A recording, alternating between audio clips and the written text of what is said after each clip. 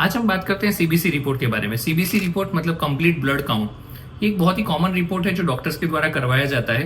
ये काफ़ी सारी इन्फॉर्मेशन देता है हमें, जैसे कि हमारे हीमोग्लोबिन का परसेंटेज कितना है, उसी तरह से हमको कोई इन्फेक्शन है या नहीं, उसी तरह से डेंगू जैसी बीमारी होती है तो प्लेटलेट्स के कितने हैं आपके, वो सब दिखाता है। तो इसके अंदर हम मुख्यतः 3 सेल लाइन्स चेक करते हैं, जैसे कि WBC white blood cells, RBC मतलब रेड ब्लड सेल्स और प्लेटलेट्स।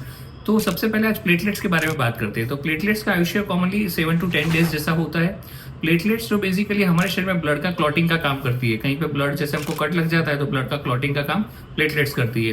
तो प्लेटलेट्स की वैल्यू जो है नॉर्मल 1.5 से 4.5 लाख जैसी होती है। अगर ये वैल्यूज कम हो जाती है, जैसे कि डेंगू जैसे कोई वायरल इन्फेक्शन में कम हो जाती है, कुछ ल्यूकेमियाज होते हैं उसके अंदर कम हो जाती है, विटामिन B12 की डेफिशिएंसी के अंदर कम हो जाती है, तो ये कुछ कुछ हेल्थ कंडीशन है जिसके अंदर प्लेटलेट्स कम हो जाती है। प्लेटलेट्स बस बढ़ किस में जाती है, तो जैसे माइलोप्रोलिफरेटिव डिसऑर्डर्स है उसके अंदर बढ़ जाती है। उसी तरह से कुछ इन्फ्लेमेटरी कंडीशंस होती है उसके अंदर प्लेटलेट्स की वैल्यू 4.5 लाख से ज्यादा बढ़ जाती है। इवन आयरन डेफिशिएंसी एनीमिया में भी प्लेटलेट्स की वैल्यू बढ़ जाती है। दूसरा एक रिपोर्ट जो प्लेटलेट के रिलेटेड होता है वो है एमपीवी मतलब मीन प्लेटलेट वॉल्यूम।